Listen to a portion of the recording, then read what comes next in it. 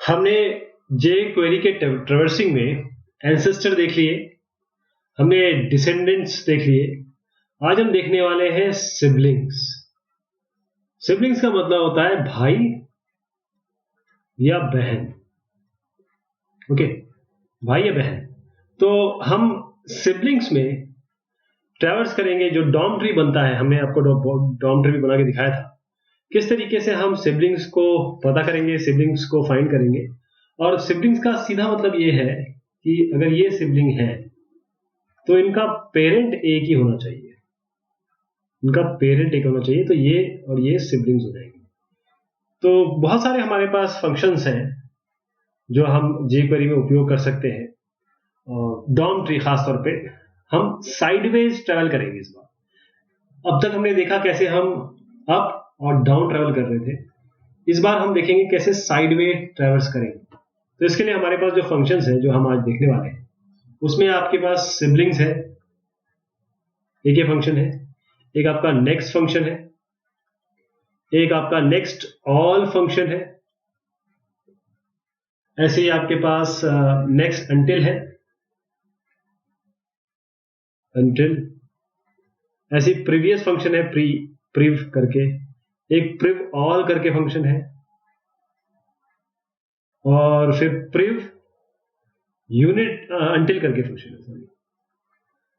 तो siblings method क्या करता है, ये मेथड ये रिटर्न करेगा जितने भी सिबलिंग एलिमेंट है, किसी भी सिलेक्टेड एलिमेंट के सिबलिंग भाई बहन के बारे में बता देगा आपको। तो एक छोटा सा एग्जांपल लिया जाए और उसमें आपको बताता हूं कैसे हम सिबलिंग्स निकालते हैं। आपको याद होगा पिछले बार हमने क्या किया था, पिछले बार हमने फाइंड पे खत्म किया था, और अब हम क्या करते हैं, थोड़ा इसको बढ़ाते हैं।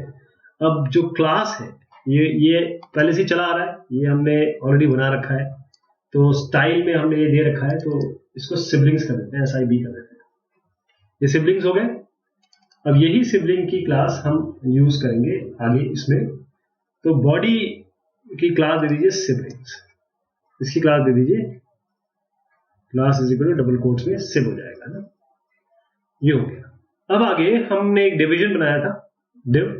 इस डिव को, डिव एलिमेंट है, ये आपका डिव है पेरेंट। इसको पेरेंट नहीं मानिए, करंट एलिमेंट नहीं है, ये पेरेंट है हमारा, क्योंकि हम सिबलिंग्स की बात करना चाह रहे हैं। एक ये पी दिया था हमने, तो एक पी बना दीजिए, और ये जो पी है, एक पी ये हो गया, इसके अंदर कुछ लिख दीजिए। क्या लिखेंगे, अभी फिलहाल पी रहने दीजिए, कुछ अगर सूझता है तो उसको जोड़ेंगे आगे। ये पी हो गया एक, और इसके बाद हम एक पी और बनाएंगे, लेकिन थोड़ा बाद में बनाएंगे। तो ये पी हो गया, यहां से यहां तक ये पी हो। उसके बाद हम एक और पी बनाएंगे और डिव को एंड करेंगे। तो इस बीच हम कुछ और भी बना डालें, जैसे मान लीजिए स्पैन हमारा है, स्पैन बना लेते हैं यहाँ पे, ये हो गया स्पैन, और स्पैन को किसी में रख लेते हैं, इसके अंदर स्पैन ही लिख देते हैं ताकि अब पता रहे कि स्पैन के बारे में बात हो रही। और इस स्पैन को एंड कर दे, स्पैन एंड हो गया। तो पी है, एक स्पैन है, ये सब डिव के अंदर है। एक H2 H1 भी बना दीजिए, ये हो गया H2। ऐसे H2 में आप लिख दीजिए H2, जो कंटेंट है वही लिख दीजिए, क्योंकि इससे हमारा ज्यादा मकसद नहीं है। हमारा जो मतलब है वो इसके सिबलिंग्स कैसे निकल के आएंगे वो हमें करना था। एक H2 बना दिया था, H2 H3 भी बन जाए, H3 भी बना दीजिए, ये तीनों बन गए। अब एक P, ये P कर दीजिए, ये P1 कर दीजिए, या P सिब 1 कर दीजिए, इसे ये सिब 2 कर दीजिए। ओके, अब हमने डिव का एंड भी कर दिया, ये डिव का एंड है यहाँ पर। तो हम करने क्या वाले हैं, जैसे ही इस फंक्शन को चलाएंगे तो सिबलिंग्स दिख जाएंगे। तो कौन कौन से सिबलिंग्स होंगे वो इस कलर, किसी कलर में दे देंगे। कोई जो कलर एक सिबलिंग्स होंगे वो आपस में एक कलर में आए। तो कौन कौन से सिबलिंग्स है, ये H2 P एक डिव आपका मेन हो गया, उसके अंदर आपका P है, स्पैन है, H2 है, H3 है, P, ये आपका पेरेंट है, बाकी सब इसके बच्चे हैं। तो शुरुआत करते हैं। यहाँ पर क्लास हमें सिर्फ दे रही है और इस जगह पे डॉक्यूमेंट में आइए, इस जगह पे डिव, या एक काम करिए H2 की सिबलिंग डाल के देखते हैं। तो H2 हाईलाइट नहीं होगा, ध्यान दीजिएगा। H2 के सिबलिंग्स जानना चाह रहे हैं, H2 के यहाँ फाइंड की जगह लिख दीजिए सिबलिंग्स। ये हम फंक्शंस आज देख रहे हैं, यही वाला फंक्शन हमारा सिबलिंग्स, SIBLINGS, और उसके अंदर आपको कुछ देने की जरूरत नहीं है अभी, इसके बाद पैरामीटर बाद में डालेंगे। कलर इसका ब्लू कर देते हैं, इस बार ग्रीन कर देते हैं, और बॉर्डर वगैरह तो हमने खैर दिया ही, राइट। अब एक काम करेंगे, जैसे ही इसमें हुआ क्या कि जैसे ये फंक्शन चलेगा, H2 के सिबलिंग्स इस कलर में आ जाएंगे, इस CSS में आ जाएंगे। तो H2 के साथ कुछ नहीं होगा, क्योंकि H2 के सिबलिंग्स है स्पैन, P, ये आपका, अच्छा ये H3 कर दीजिए, वरना ये भी नहीं आएगा। तो इसके क्या क्या सिबलिंग्स हो गए इस H2 के? P हो गया, स्पैन हो गया, फिर H3 हो गया, P हो गया। तो ये 4, 1 2 इसके ऊपर वाले और 1 2 इसके नीचे वाले, ये सारे क्या होने चाहिए आपके? हाईलाइट होने चाहिए। तो मैं इसको रन कराता हूं, Ctrl+S। अब ध्यान से देखिएगा कि रन कराते समय क्या क्या हाईलाइट हुआ है, ये और इसके अंदर जो कंटेंट है ग्रीन में, बाकी जो इसकी लाइनिंग है ब्लू में, मतलब बॉर्डर ब्लू में। ये H2 क्यों नहीं हुआ? क्योंकि H2 के ही हम मांग रहे हैं, H2 के ही तो सिबलिंग्स हम मांग रहे हैं, राइट। तो ये हम सिबलिंग से पता कर सकते हैं। अब दूसरा आपका जो सिबलिंग्स के बाद एक मेथड है, एक ऑप्शनल पैरामीटर डाल सकते हैं ताकि फिल्टर कर सकें। जो सर्च किया है सिबलिंग्स फंक्शन, ये सर्च करता है, तो हम वो जानना चाहते हैं कि वो सारे सिबलिंग्स H2 के, जो कि पैराग्राफ हो, P हो, ये P हो। तो इसके लिए क्या करना होता है, बस आप यहां पर डबल कोट्स में P डालें, तो केवल P हाईलाइट होंगे। इस P को डालिए, और P कितने हैं? एक ये है P_sib1, एक P_sib2। Ctrl+S, let us run it. तो केवल सिब हाईलाइट हो गए, केवल सिब हाईलाइट हो गए। अब अगला जो फंक्शन हम देखने जा रहे हैं, नेक्स्ट मेथड क्या रिटर्न करता है? नेक्स्ट सिबलिंग एलिमेंट, जो भी सिलेक्टेड एलिमेंट है उसका नेक्स्ट क्या है। तो H2 का नेक्स्ट क्या है, आप देख पा रहे हैं यहाँ पे H2 का नेक्स्ट रिटर्न करेगा ये। तो उसके लिए हम कोड क्या लिखेंगे? अगर आप कोड लिखना चाहें तो नेक्स्ट का कोड हमें लिखना है। H2 का कौन सा नेक्स्ट है? H3 है ना, तो H3 को हाईलाइट करेगा ये जो फंक्शन है। तो हम यहां पर क्या करेंगे, H2 का नेक्स्ट कर दीजिए, NEXT। बाकी सब सेम रखिए, हमको बताइए कि ये P हटा दीजिए, Ctrl+S। अब ये नेक्स्ट बताएगा, तो H2 का नेक्स्ट है H3, let us highlight it. तो ये H3 हाईलाइट हो गया, ये आपका नेक्स्ट फंक्शन काम करता है। इसी तरीके से नेक्स्ट ऑल फंक्शन क्या करेगा? आप समझ रहे हैं, बिल्कुल ठीक है, क्योंकि ये वो सारे नेक्स्ट सिबलिंग एलिमेंट के दिखाएगा जो सिलेक्टेड एलिमेंट है। तो इसके लिए हम क्या करने वाले हैं, नेक्स्ट ऑल। तो अब H2 के कौन से सिबलिंग्स है बाद में यूज करेंगे, H3 और P_sib1, एक H3 और एक P_sib1। तो अभी अगली बार जो हम रन कराएंगे, जो भी हम करने वाले हैं, तो H3 और ये दोनों हाईलाइट होने चाहिए। यहां पर जाएंगे, केवल एक फंक्शन आपको चेंज करना है, नेक्स्ट ऑल कर देना, Ctrl+S करिए, रन कराइए इसे। तो ये दोनों हाईलाइट हो गए। देखिए कितना आसान है, इस jQuery ने कितना आसान बना दिया आपको।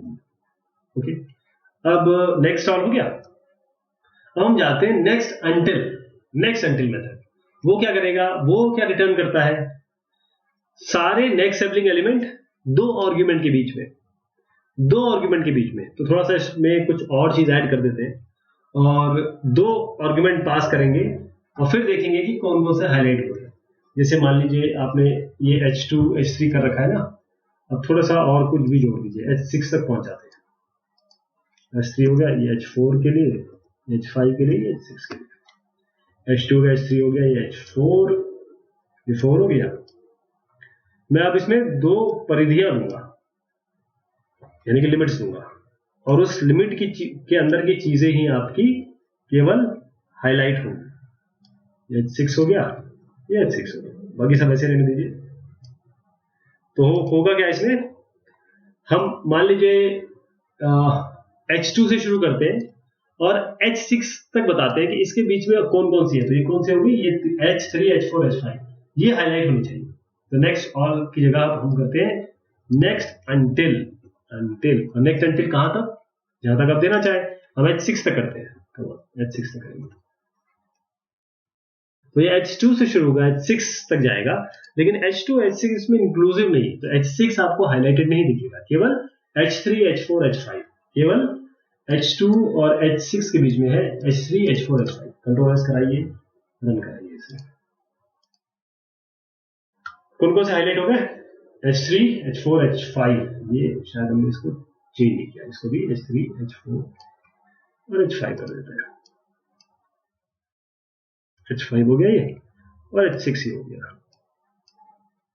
एक फंक्शन से आप कितना बड़ा काम कर पा रहे हैं, ये आपको वाकई में अप्रिशिएट करना पड़ेगा। ऐसी एंगुलर JS भी है, वो भी इसी तरीके के है, वो भी कभी पॉपुलर हो रही है, लेकिन jQuery बहुत पॉपुलर है, और ये क्योंकि ऑलरेडी प्रोग्राम्स में यूज हो रही है, इसलिए हमको इसको सीखना बहुत आवश्यक है।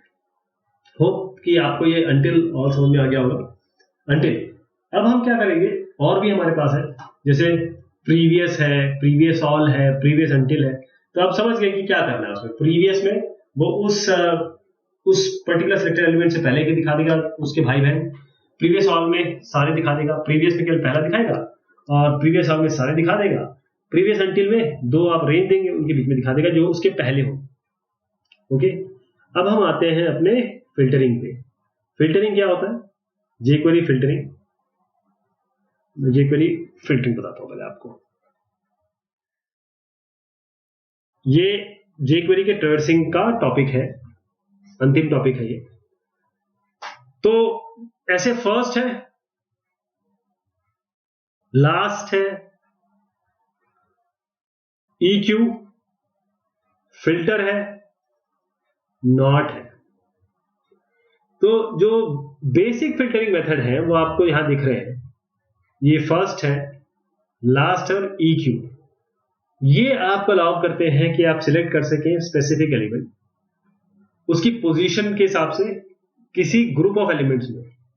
ओके, और जो ये फिल्टर और नॉट है, ये आपको अलाउ करते हैं कि आप सिलेक्ट कर सके एलिमेंट जो मैच करते हैं, जो मैच नहीं करते हैं किसी क्राइटेरिया के हिसाब से। तो हम क्या करते हैं, सबसे पहले फर्स्ट मेथड देखते हैं कि फर्स्ट मेथड से होता क्या। इससे आप ये अगर आप ठीक से समझ गए तो आगे के सारे मेथड आप समझ जाएंगे कि फर्स्ट मेथड से क्या होता है। फर्स्ट मेथड रिटर्न करता है, ये मैं वाला जो मैं कह रहा हूं,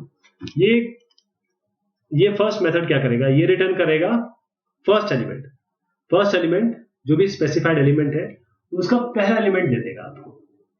लास्ट क्या करेगा, लास्ट एलिमेंट दे देगा, मतलब ये वाला है जो लास्ट एलिमेंट दे देगा। तो हमारा कोड देखिए, आपको याद होगा कि जस्ट नाउ हमने सिबलिंग्स पे काम किया था। अब ये फर्स्ट मेथड के लिए थोड़ा सा हमारे कोड में हम चेंज करेंगे, और कोड में चेंज करने के लिए हम क्या करेंगे, क्या क्या बनाने वाले हैं ये आप समझ लीजिए।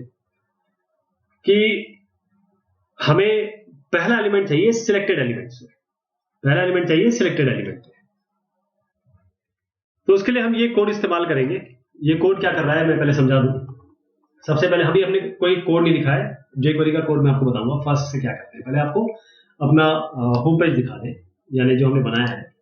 इसमें क्या करना है, क्रोम में रन कराइए इसको। पहले देख लीजिए क्या हुआ है। एक ये पैराग्राफ है, एक ये पैराग्राफ है डिवीजन में, ये एक और पैराग्राफ है इस डिवीजन, फिर ये पैराग्राफ है इस डिवीजन में, एक और पैराग्राफ, एक और पैराग्राफ, एक और पैराग्राफ। हमने किया क्या इसमें कि सबसे पहले तो यहां पर इस जगह पे एक H1 लिखा, welcome to my home page, यहां पैराग्राफ बनाया। एक हमने डिव बनाया, डिव की स्टाइलिंग दे दी, बॉर्डर 1px सॉलिड ब्लैक, वो आप देख पा रहे थे। उसके अंदर एक पैराग्राफ बनाया, उसके अंदर एक और पैराग्राफ बनाया, फिर डिव बंद कर दिया, फिर ब्रेक लगा दिया, फिर एक और डिव बनाया। सेम चीज, बिल्कुल इसको कॉपी पेस्ट कर दीजिएगा। ये लाइन इसको लिखिए और इसको कॉपी पेस्ट कर दीजिए। यहाँ पर हमने एक और डिव बनाया जिसके अंदर सेम कंटेंट लिखा, इसके बाद हमने एक और डिव बनाया उसमें सेम कंटेंट लिखा। मैं फर्स्ट लास्ट इस पे बताना चाहता हूँ कि अगर आप समझेंगे कि कैसे इसको कलर किया जाएगा, कैसे इन सबको एक एक करके चूज किया जाएगा।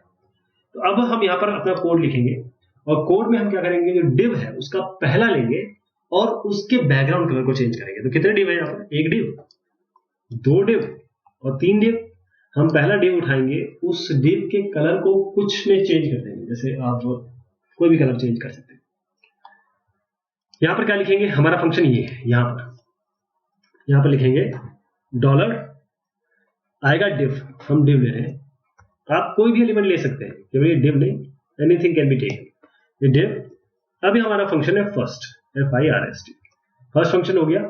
इस फंक्शन, हमेशा फंक्शन राउंड ब्रैकेट से शुरू और अंत होता है, डॉट CSS कर देंगे। अब इसकी थोड़ी फंक्शनलिटी हम चेंज कर देते हैं, यानी कि इसका बैकग्राउंड चेंज कर देंगे। तो बैकग्राउंड कलर क्या आएगा? डबल कोट्स में लिख दीजिए background colour, BACK COLOR। Background colour हो गया ये आपका। कॉमा लगा के आप लिख दीजिए इसे, चलिए ग्रीन कर दीजिए इसको।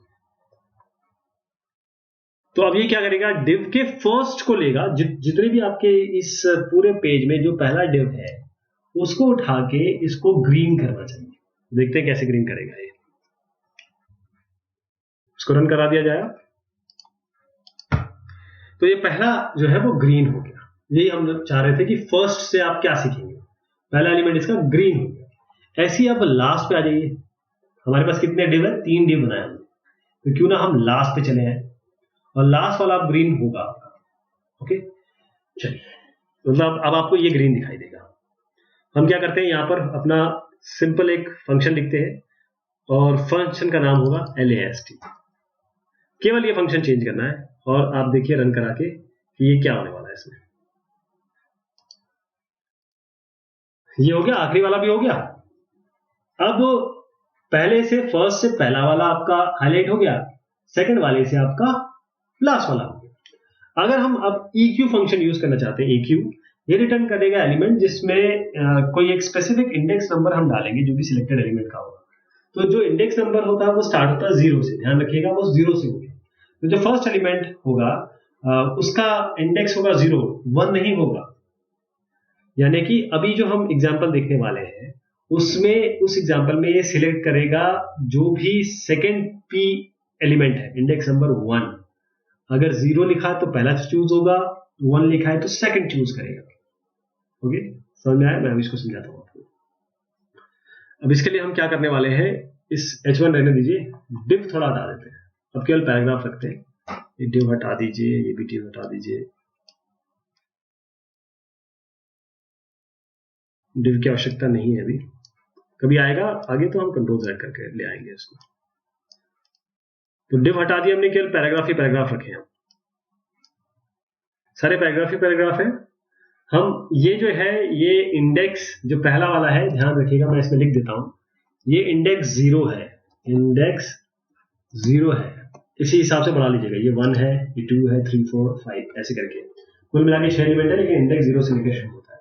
अब हम क्या करना चाहते हैं इसमें, हम चाहते हैं कि जब ये EQ फंक्शन लगाएंगे तो EQ के अंदर हम देंगे एक इंडेक्स, जो भी इंडेक्स से मैच करेगा ये आएगा। तो मैं इसको तीसरा कर देता हूं, तो चौथा एलिमेंट सिलेक्ट होना चाहिए, चौथा एलिमेंट सिलेक्ट और ग्रीन होना चाहिए। तो उसको क्रोम में रन कराते हैं। देखिए ये आपका, इसमें मैं आपको एक चीज समझाता हूं, जब 4 किया तो हमको इसको भी P करना पड़ेगा तभी, क्योंकि पैराग्राफ ही पैराग्राफ है। H1 तो उसको मिला, डिव तो मिला ही नहीं, जो हटा दिया।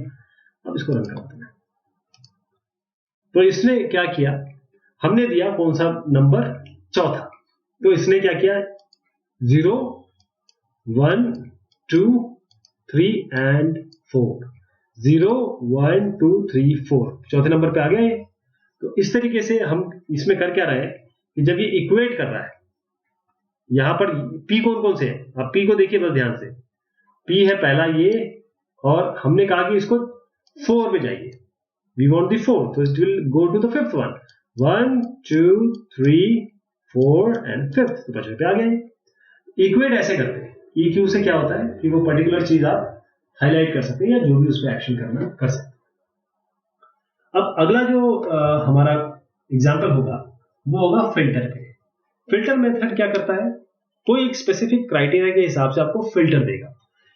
एलिमेंट जो मैच नहीं कर रहे हैं इस क्राइटेरिया से, वो सिलेक्शन से हट जाएंगे, और जो मैच हो जाएंगे वो आपको दिख जाएंगे। अभी जो अगला हमारा जो एग्जाम्पल है उसमें हम वो सारे पी एलिमेंट निकालना चाहते हैं जिसका कोई क्लास नेम हो, किसी क्लास नेम की स्पेसिफिक निकाल लेते हैं।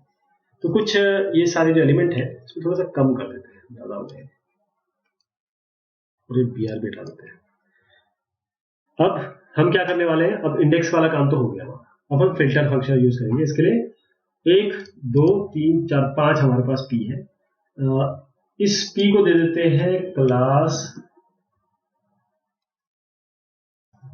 Class is equal to intro हो गया,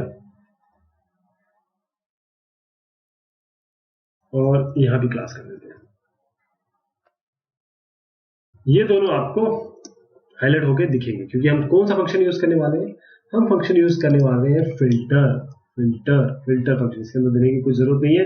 फिल्टर से क्या होगा कि जो भी क्लास जिसका इंट्रो है, तो हम क्या करेंगे, पैराग्राफ उठाएंगे, फिल्टर करेंगे, और इसके अंदर हमको डबल कोट्स में देना होगा डॉट इंट्रो डॉट। अब जानते हैं जब भी हम क्लास के थ्रू करते हैं तो डॉट लगाते हैं, क्लास के थ्रू अगर एक्सेस करना है तो ये करेंगे। कंट्रोल एस कराइए, रन करा के देखते हैं प्रोग्राम सही है कि नहीं। ये देखिए आपने जो जो इंट्रो वाली चीज थी उसको इसने हाईलाइट कर दिया। तो ये हमने यूज किया अपना फिल्टर मेथड। अब इसी का उल्टा कर लें, नॉट। वो सारे जो इंट्रो को मैच नहीं करेंगे उनको दे देते हैं। यानी कि अगले हमारे एग्जांपल में ये पहला, तीसरा और चौथा, दूसरा और पांचवा नहीं हो रहा है। तो उसके लिए हमारे पास क्या कोड है, हमारे पास एक फंक्शन है जिसे हम कहते हैं naught. We call it as naught, यहां लिखेंगे नॉट। वैसे ये नॉट इंट्रो होना चाहिए, लेकिन jQuery वालों ने बनाया है वैसे चलना पड़ेगा। नॉट इंट्रो होता तो ज्यादा तर्कसंगत होता है ये। ओके, अब उसके अलावा चीजें हाईलाइट हो जाएंगी जो अभी आपने देखा। क्रोम पे चला देते हैं इसको, तो उनके अलावा वो सारे हाईलाइट हो गए जो जिसके पहले दिया था ना, इंट्रो क्लास के अलावा सारे हाईलाइट हो गए। तो ये हमने आज बात की ट्रैवर्सिंग में सिबलिंग्स और फिल्टरिंग की। बहुत इंपॉर्टेंट टॉपिक है। अभी आपको लग रहा होगा कि शायद मेरे इस्तेमाल करनी है, लेकिन अगर आप फुल फ्लेज वेबसाइट अगर आपको बनानी है और ऐसी वेबसाइट बनानी है जो स्टेट ऑफ द आर्ट है, आज के जमाने में चल रही है, तो आपको जरूर ये सारे काम करने पड़ेंगे। तो आपको अच्छे से आने चाहिए। तो बहुत शुक्रिया, बहुत मेहरबानी। अगला jQuery एजाक्स है, वो बहुत इंपॉर्टेंट टॉपिक है। Thank you so much.